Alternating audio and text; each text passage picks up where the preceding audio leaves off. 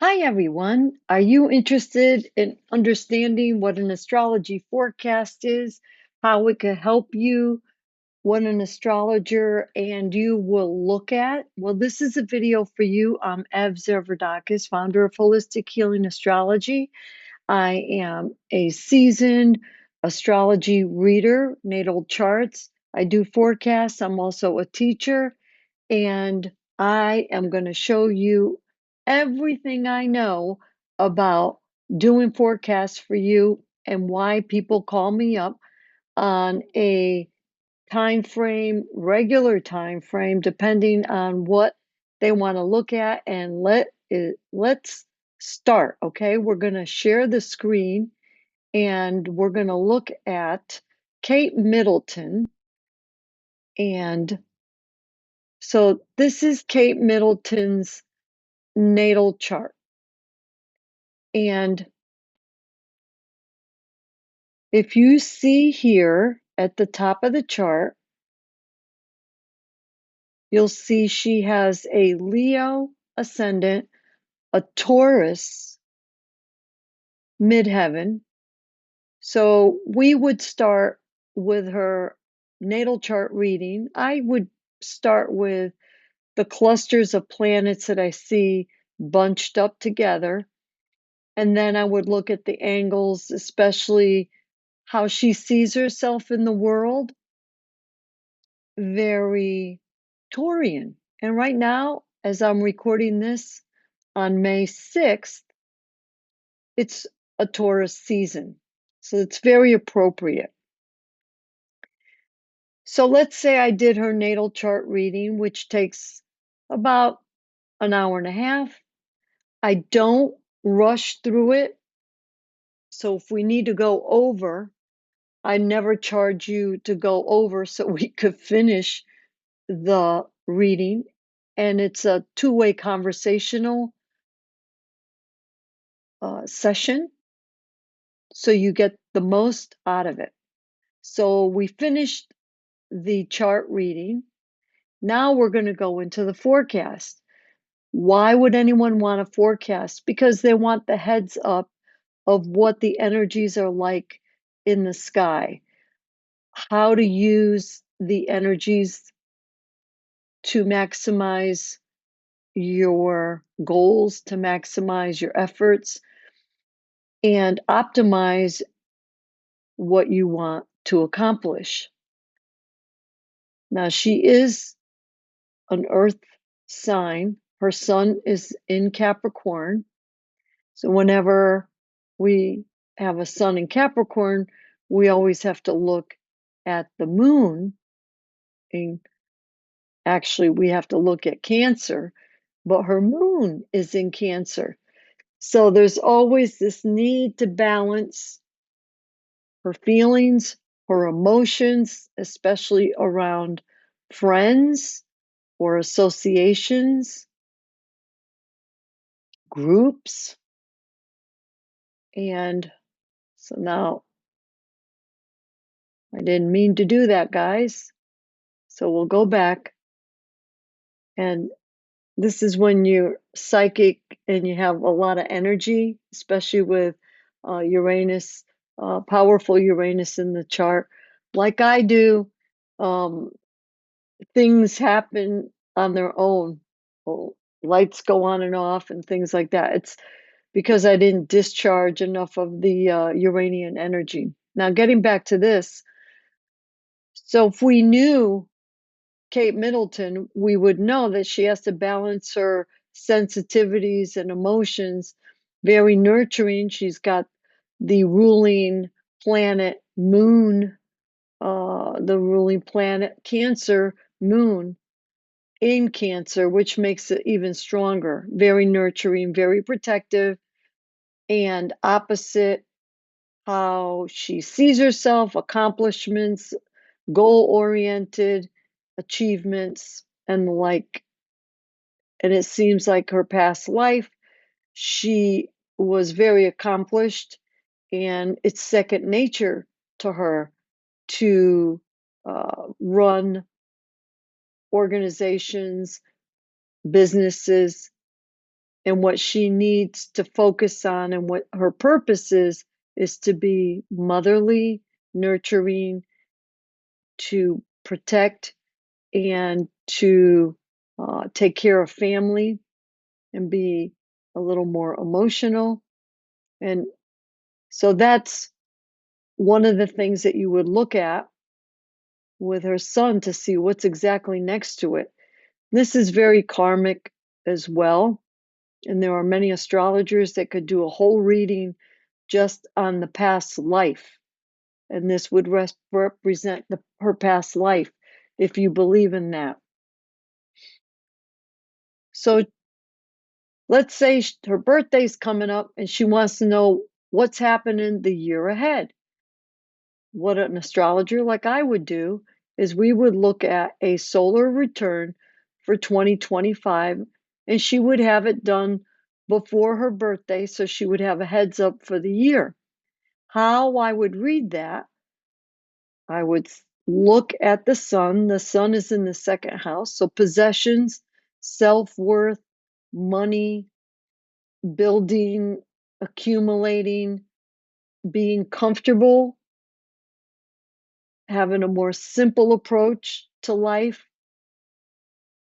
is where she's shining this year. Of course, I'd have to talk to her. And then we have the planet Mars, which represents aggression, action, the warrior of the household, of the family. There could be arguments in the family. Whatever is really going on is up to the client to tell me if they feel comfortable to share with me. That's fine. If they don't, I just give them possibilities of what this can indicate. Mars is very courageous, abrupt, quick, the warrior. They don't think about it, they just do it. And so there's a little bit of a need to balance between home and career, okay? Shared resources and personal resources. Number one, her ascendant, and that's how she appears to the world. That's how she operates. It will be operating for this year, 2025. And this is more optimistic. This is Sagittarius ruled by Jupiter. So very lucky, very fortunate, joyous, ethics, morals, values, all that will be on the forefront. Maybe more traveling, more adventure, sports, outdoorsy activities. Could be higher education, philosophy, different cultures. But it's a big picture approach. And we would find Jupiter and see, oh, what exactly is this going to entail? Well, Jupiter is in the sign of Gemini, which Jupiter is not only values, morals, ethics, it's abundance, it's manifesting, it's expansion. Think of a balloon that just gets bigger and bigger and bigger, but it does have limits. Unlike Neptune, Neptune has no limits, limitless. Okay? So there's a lot of information and data from one-on-one relationships or husband. So they could be signing a lot of contracts, but a lot of paperwork. Okay? A lot of paperwork. It looks optimistic though, it looks good. And there is some work that she's doing in the area of learning, teaching, training, and maybe money or love, luxury in the area of Pisces, which is spirituality. It's also the limitless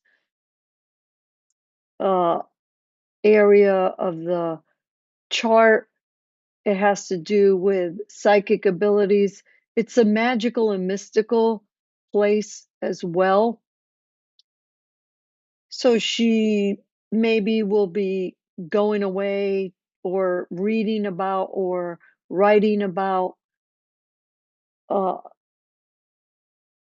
money or the love of uh, spirituality.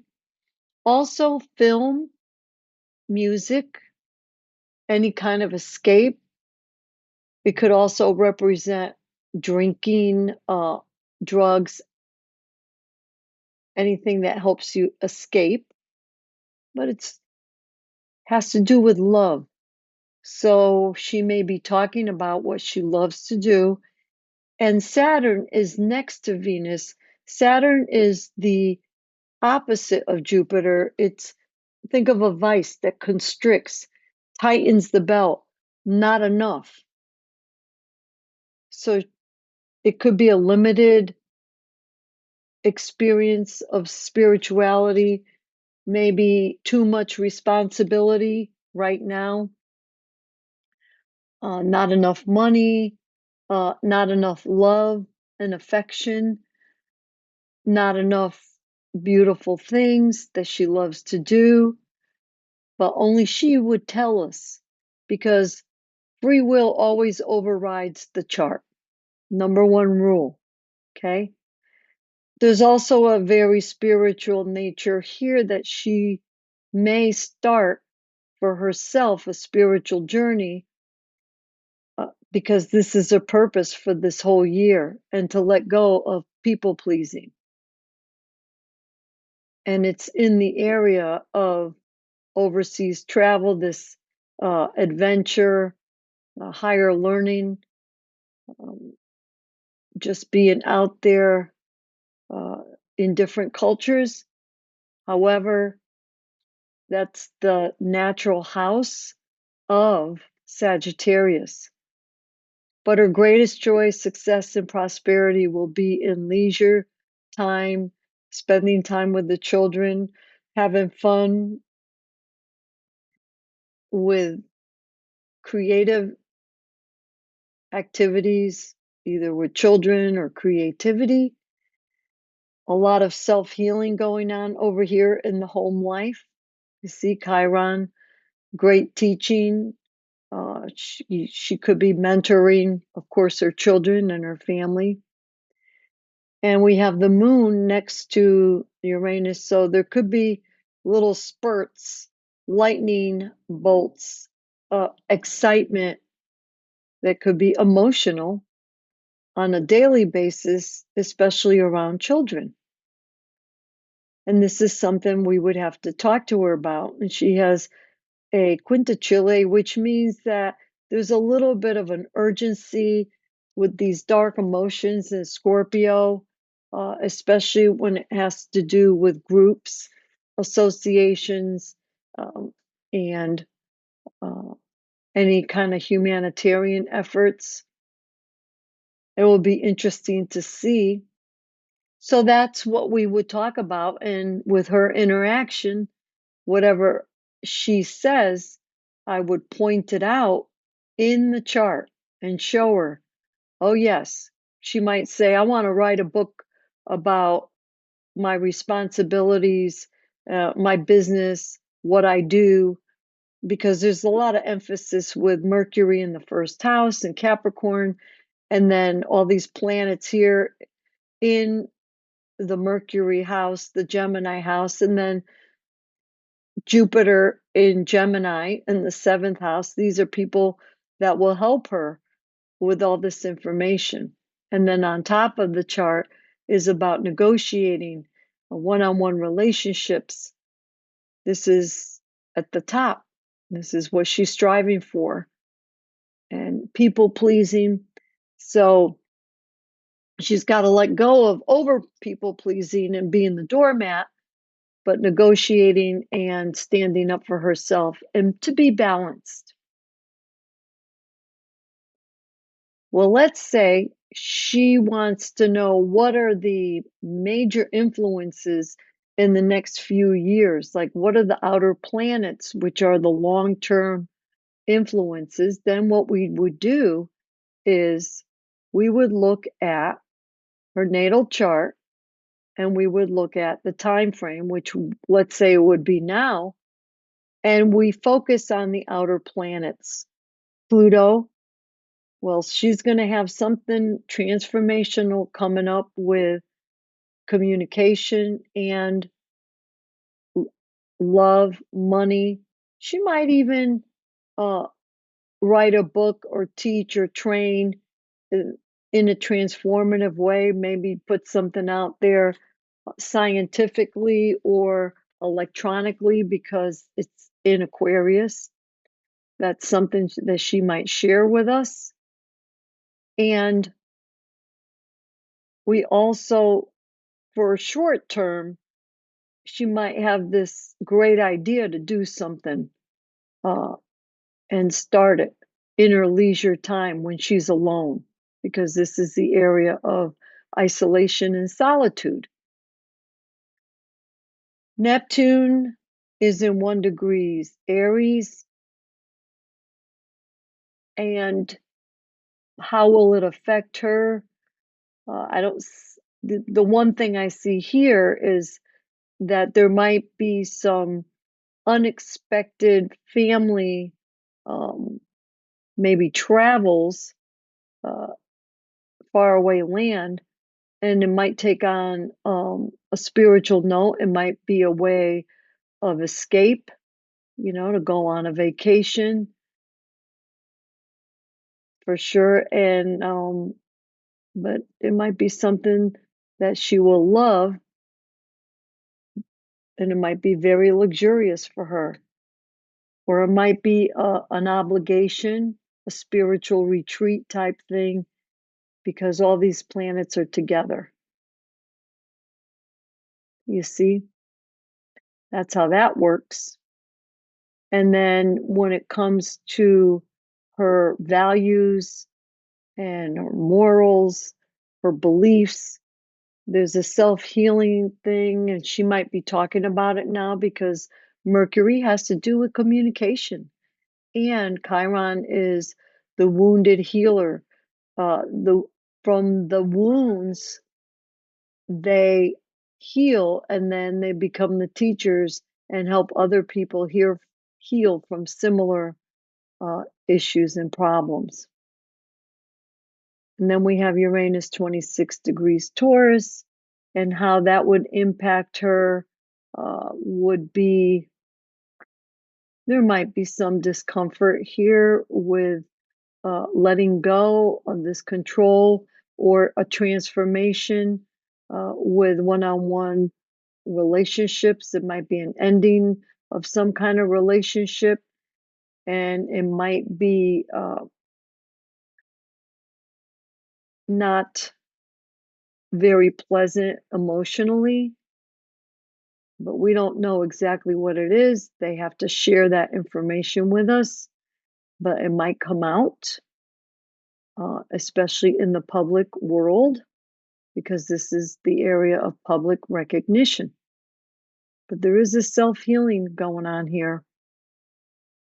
So that would be the transit report, and we would go back and forth and discuss more. That's just the beginning of it, okay? Now, the other chart that we would look at would be a progress chart, a solar arc chart. So the first thing we would do is we would look to see, well, right now she's on a spiritual journey, and she might want to be alone and have no plan, just go with the flow. It's a magical time, a very spiritual time. It also could involve escapism, meditation, drugs, alcohol, film, dance, anything that helps you escape, but it's on a daily basis. And she's got 4 planets or positions in here, abstract position, and 3 planets which are personal, mainly in her everyday life, except for the sun, which is in the area of creativity in children, and then this need to balance, to be practical, to take it slow, to put things in a row, put all your ducks in a row. And then again, the healing, you know, and we have Gemini up here, which may be any kind of information, book, teaching, training. I have a feeling she may be in the process of putting together a book or putting out press conferences or getting this information out because it will be healing for her as well and other people because it's about teaching and talking about. It's her voice, she's putting her voice out there. And then this area here is about caring, very caring for the public. Then we go back and we look at this progress chart and compare it to her natal chart and see what's happening here. Are there any contacts? This is called the solar arc, and it has to be exact. So I just match up numbers and I look at the conjunctions, and then I'll look at the oppositions. So the first thing I see is no conjunctions that are exact. So now we're going to do the opposition, starting with the first first placement here. And then I'm going to look and see if there are any other tens. Yeah. So we have here a relationship between Mars, her natal Mars, and Pluto. So that's again another transformation in the home life. So I would wonder what's going on at home with the family. If there's fighting going on, or if she's just being courageous or being assertive with her need to balance. I can't make any accusations. It's only something that she could tell me if she wants to share, because we have to respect everyone's privacy. And then we'll look over here and see if there's any other. Oh, so we have Black Moon Lilith involved too. And so there might be some negative emotions, fear, crying, upset, or she may be working with dark emotional stuff like human trafficking, child abuse, sexual abuse, anything like that. Because of Mars, that's aggression and it could be abuse, especially sexual in relationships. She could talk about that because it's in the area of talking, and this Black Moon Lilith. So that would be something that we'd have to uncover if she was open to it. And what's really cool is when the client does share and say, yes, I was sexually abused by a partner, and it might be in this area or at home or just overall, just abused or in the workplace. It's very interesting how it pans out. So now we're going to look at the 21 and see if we have any 21s, and we do. And there is a lot of responsibility going on with maybe talking engagements, teaching, these one-on-one relationship things that she has to do. She might not like it because it might be a lot of work. However, because of the Jupiter, which is in abundance, and maybe talking about values, or maybe things going on overseas, and then Venus. So it might be about women because it has to do with Venus, you see, on a spiritual note. And again, here's talking, teaching, training. You see how that works? Now we'll look at 26, and that's how we go all the way around. And we look and see, is there anything 26 in the progressed chart? No. And then we look at 6 on the progressed chart, see if there's a 6. Yes. So this has to do with the nodes. So again, spirituality in the home life and it could be very intense, all or nothing, and it could have a psychological tone. And that would be interesting to see how that plays out. The number 6 here. Then we go and look and see if there's anything in 7, and you go around the wheel, and that's how you do it. Then you would do all 3, and this would kind of, if there's more on these areas that we already spoke about, that means there's more emphasis on the 21, the Saturn, and the 10, then this is the purpose for her. This is echoed. So when the same energies are repeated, when we layer in all the different charts, that means there's a great likelihood that it is going to come to fruition, but only if she wants it to. Because if she doesn't want to manifest anything that's in these charts, then she could override it. That's very, very important. So that's the progressed, that's a progressed chart.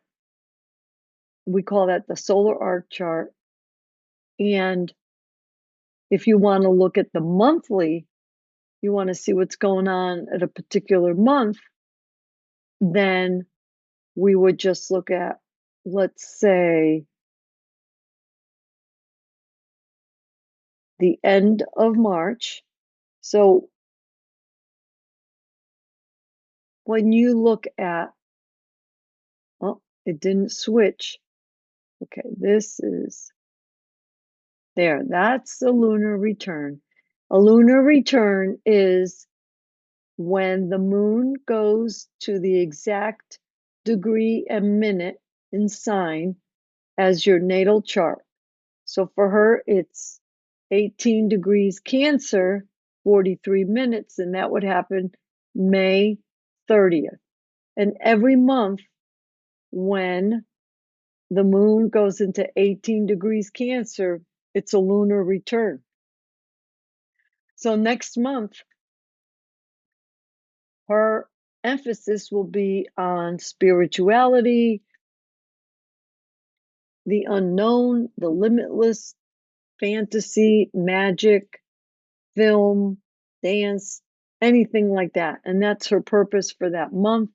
There's also a responsibility to herself, and there's the ruling planet of the chart, Neptune, which has to do with Pisces. So it's echoing again, and it's all about her. So she may want to escape. And again, healing could be self-worth healing, money healing, possession healing. Okay.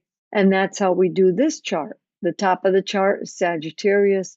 There could be some travel involved or higher learning or adventure.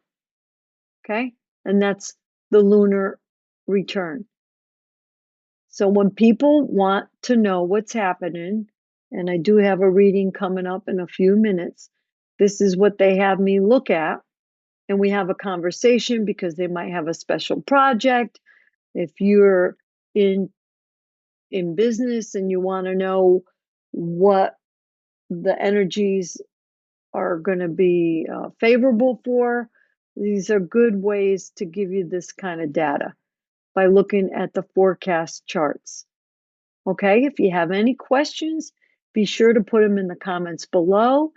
If you know anyone that might enjoy this content, feel free to share the video, like the video, and subscribe so you never miss a video again if you really like what you're hearing. So we're going to stop the share. You can see my face big. And if you're into learning astrology, uh, send me an email. I'll let you know when the next classes are coming up. We're finishing up the current classes. It's a course, and I break it down into individual classes. It's only $28 for an hour and a half. It's live, and it's recorded on Zoom, so you could look at it, and you get a lot of material that comes with it for free. And you also have an outline, and it goes with a structured keynote slideshow, okay, to make it more pleasing, and it keeps me on track. If you want to receive my newsletter, do so on the website, and I try to put out a blog post once a week for your enjoyment. Let me know if you have any questions. With all my love, we'll see you next time. Bye-bye.